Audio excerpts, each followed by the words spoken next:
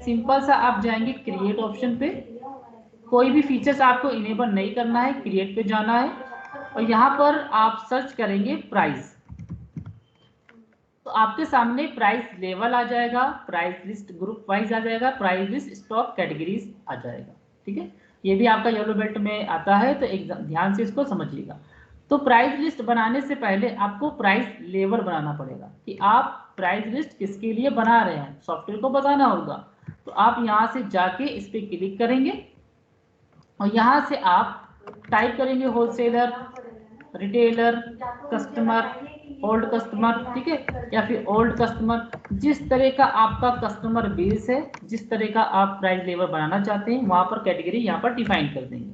तो यहाँ पर मैंने डिफाइन कर दिया, एक्सेप्ट। उसके बाद अब हम प्राइस लिस्ट क्रिएट करेंगे। यहाँ से अब प्राइस लिस्ट आपको किस हिसाब से बनाना है, स्टॉक ग्रुप वाइज बनाना है या कैटेगरी वाइज बनाना है, ये आपके ऊपर है। तो यहाँ से हम ले लेंगे स्टॉक ग्रुप वाइज, सिलेक्ट किया। अब ये पूछ रहा है कि ये स्टॉक ग्रुप कौन से स्टॉक ग्रुप में डिफाइन करना चाहते हैं, पार्टिकुलर लैपटॉप में करना चाहते हैं या फिर रेफ्रिजरेटर में करना चाहते हैं या फिर सभी में करना चाहते हैं। तो यहाँ से हम ले लेंगे ऑल आइटम, आप पार्टिकुलर ग्रुप को भी सिलेक्ट कर सकते हैं। तो होगा क्या कि अगर यहाँ से आप ग्रुप लेते हैं सपोज, और यहाँ से कस्टमर ले लेते हैं, रिटेलर, डेट ले लेते हैं यहाँ से, तो यहाँ पर आपको उस ग्रुप में जो स्टॉक आइटम है वही सिर्फ दिखाई देगा, इसके अलावा कुछ नहीं दिखाई देगा। और यदि अगर आप यहाँ से ऑल आइटम ले लेते हैं और यहाँ से कस्टमर की कैटेगरी चूज कर लेते हैं, जो भी आपको लेना है, हमने ले लिया रिटेलर, डेट, तो यहाँ पर आपको सारे के सारे स्टॉक आइटम दिखाई देंगे। अब हमने यहाँ पर बताया कि रेडमी HP लैपटॉप, अब ये कंडीशन है कि क्वांटिटी के हिसाब से भी डिफाइन कर सकते हैं, रेट के हिसाब से भी डिफाइन कर सकते हैं, डिस्काउंट के हिसाब से भी डिफाइन कर सकते हैं। तो पहला केस समझते हैं। तो पहला केस हमारा ये है कि हमने कंडीशन लगाई कि रेडमी मोबाइल कोई भी जितना भी खरीदेगा, चाहे वो 1 खरीदे चाहे वो 50,000 खरीदे, उसको सिर्फ 10,000 का पड़ेगा, बाकी का डिस्काउंट नहीं देंगे। तो ये कंडीशन यहाँ पर अप्लीकेबल होगा।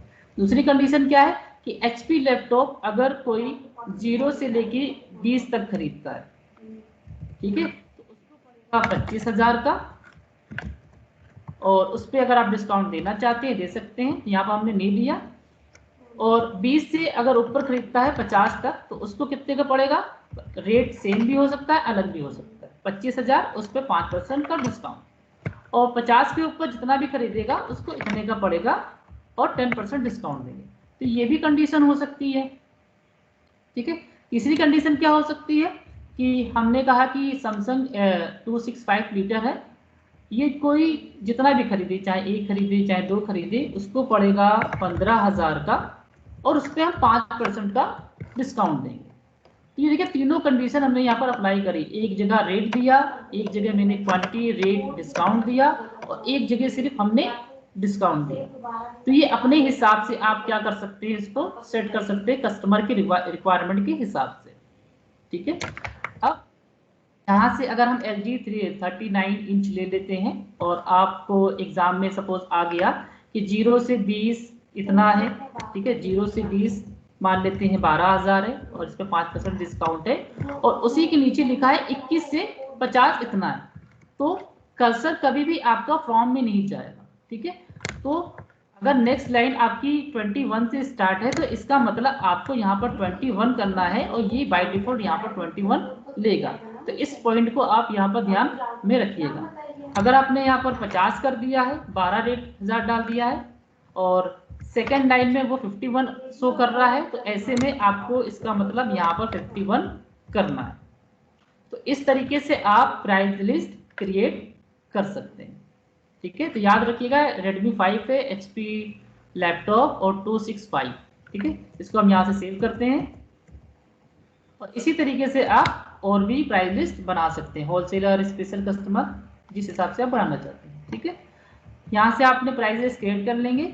उसके बाद जब आप बिलिंग करेंगे, वाउचर पे जाके वाउचर और F8, प्राइस लिस्ट आपका सेल वाउचर पे ही वर्क करेगा। अगर आप परचेज सिलेक्ट करते हैं तो यहाँ पर देखिए वो ऑप्शन नहीं आएगा, तो आपका ये सेल पे ही काम करेगा, प्राइस लेवल का ऑप्शन आ गया।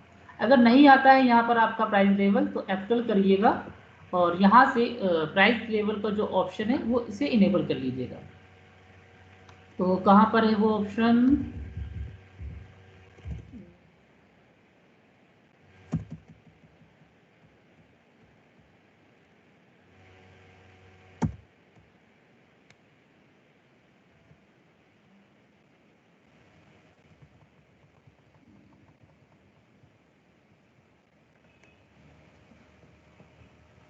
ठीक है, इसमें नहीं है, बाय डिफॉल्ट वो आपका स्क्रीन में शो करेगा।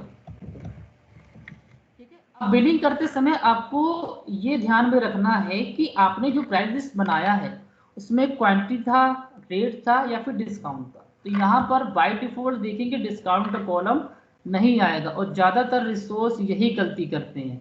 वो प्राइस लिस्ट तो क्रिएट कर लेते हैं क्वांटिटी और रेट के हिसाब से, और डिस्काउंट भी उसमें होता है, और बिलिंग करते समय वो देखते नहीं है कि यहाँ पर डिस्काउंट का कॉलम आ रहा है कि नहीं आ रहा है, वो बिल कर देते हैं, एंट्री रिकॉर्ड कर देते हैं। ऐसे में क्या हो गया, सारा आंसर आपका गड़बड़ हो गया। तो ऐसे में आपको ये पॉइंट याद रखना है कि आपने प्राइस लिस्ट कैसे बनाया। अगर आपने क्वांटिटी भी डिफाइन किया है, रेट भी डिफाइन किया है और परसेंटेज भी डिफाइन किया है, तो इसका मतलब आपको ये परसेंटेज वाला जो कॉलम है वो इनेबल करना होगा, ये बाय डिफॉल्ट नहीं आता है। तो ऐसे में आप कंपनी पे क्लिक करके फीचर्स पे जाइएगा या फिर F11 डायरेक्ट बटन प्रेस कर सकते हैं, और यहाँ पर आपको एक ऑप्शन मिल जाएगा use discount column in invoices, इस ऑप्शन को यूज कर दीजिए। अगर आपको यहाँ पर ये नहीं दिखता है तो इसका मतलब आपका यहाँ पर ये दोनों ऑप्शन क्या है, नो है। तो ऐसे में आप इसको बैक स्पेस करके इन दोनों को ऑप्शन को यस करेंगे और उसके बाद इसको यस कर देंगे, तब क्या होगा, आपका ये स्क्रीन यहाँ पर विजिबल हो जाएगा। अब ये वर्क कैसे करेगा, तो प्राइस लिस्ट हमने क्रिएट कर लिया, सॉफ्टवेयर को भी मैंने बता दिया प्राइस लिस्ट है। अब हमें कस्टमर को बताना पड़ेगा कौन सा कस्टमर किस कैटेगरी का है। तो ऐसे में हम दो जगह से प्राइस लेवल को सेट कर सकते हैं। एक तो हम लेजर बनाते समय, तो कस्टमर ए का लेजर लेते हैं, इसको हम ओपन करते हैं कंट्रोल एंटर से, तो आपको यहाँ पर एक ऑप्शन मिलेगा प्राइस लेवल एप्लीकेबल।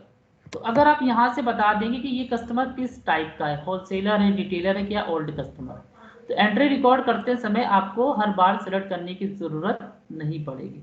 हमने यहाँ से बता दिया रिटेलर, ये सेट हो गया। अगर ये ऑप्शन यहाँ पर नहीं आ रहा है तो आप यहाँ से मोर डिटेल पे क्लिक करिएगा और यहाँ पर सर्च करिएगा प्राइस लेवल, और यहाँ से इसको सेट कर लीजिएगा, तो आपका ये इनेबल हो जाएगा।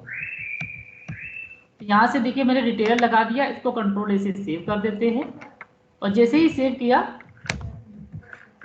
देखिए ऑटोमेटिक यहाँ पर हमारा रिटेलर का ऑप्शन आ गया। तो अगर आपने लेजर में डिफाइन कर दिया होगा तो ऑटोमेटिक ये प्राइस लेवल यहाँ पर सेट हो जाएगा। और यदि नहीं सेट किया होगा, जैसे हम कस्टमर बी ले लेते हैं जिसमें मैंने अभी नहीं सेट किया है, तो यहाँ से ये स्क्रीन सेव करेगा, यहाँ से सेव करेगा और यहाँ से ही पूछेगा ये किस तरह का कस्टमर है। तो यहाँ से भी आप बता सकते हैं, दोनों तरह की फ्लेक्सिबिलिटी है। ट्रांजिशन रिकॉर्ड करते समय भी बता सकते हैं और लेजर क्रिएट करते समय बाय डिफॉल्ट सेट भी कर सकते हैं। यहाँ से मैंने ले लिया रिटेलर। अब यहाँ से देखिए HP लैपटॉप लिया, गो डाउन सेलेक्ट कर लेंगे 10, तो ऑटोमेटिक अगर इस पर डिस्काउंट देखिए मैंने नहीं दिया था HP लैपटॉप पे तो डिस्काउंट नहीं आया। इसी तरीके से एक रेडमी मैंने लिया था, स्पेस बार किस गोडाउन में रखा है, मेन लोकेशन पे रखा है, 3 पीस लिया और ये आपका आ गया। तो यहाँ से ले लेते हैं 25, तो इसमें भी डिस्काउंट नहीं आ रहा है।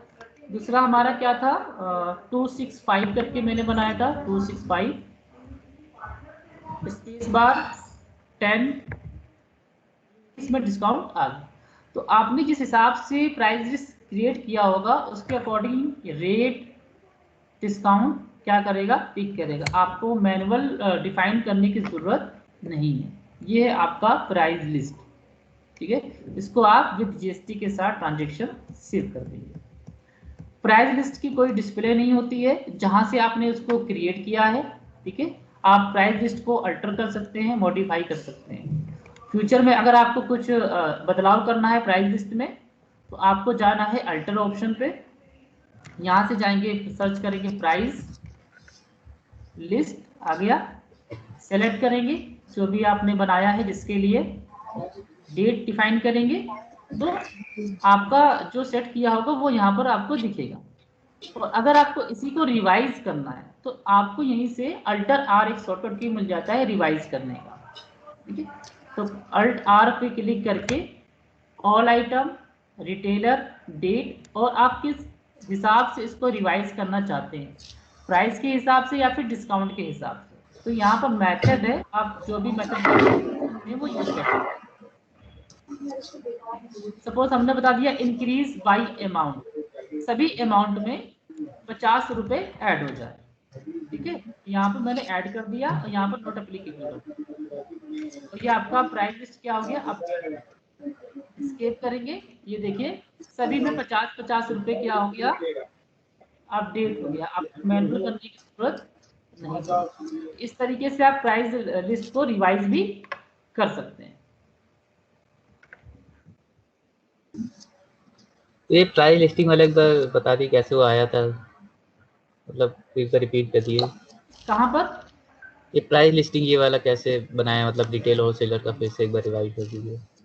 अच्छा, ये जो हमने रिवाइज जो किया है, नहीं नहीं रिवाइज नहीं, ये जो यहाँ पहला ही वाला स्टेप जो है, मतलब प्राइस लिस्टिंग कैसे।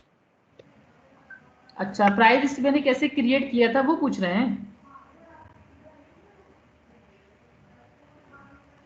रितेश? जी जी हाँ, क्या पूछ रहे हैं कि प्राइस लिस्ट कैसे क्रिएट किया था वो पूछ रहे जी हैं? जी जी जी अच्छा, वो सिंपल सा आप क्रिएट ऑप्शन पे जाइएगा, ठीक है, जी और यहाँ पर सिर्फ सर्च करिएगा प्राइस। उसके बाद सबसे पहले आपको प्राइस लेवल बनाना है कि प्राइस लिस्ट आप किसके लिए बना रहे हैं, जैसे wholesaler, retailer, customer, loyal customer, यहाँ पर आप डिफाइन करेंगे। और उसके बाद फिर आपको प्राइस लिस्ट क्रिएट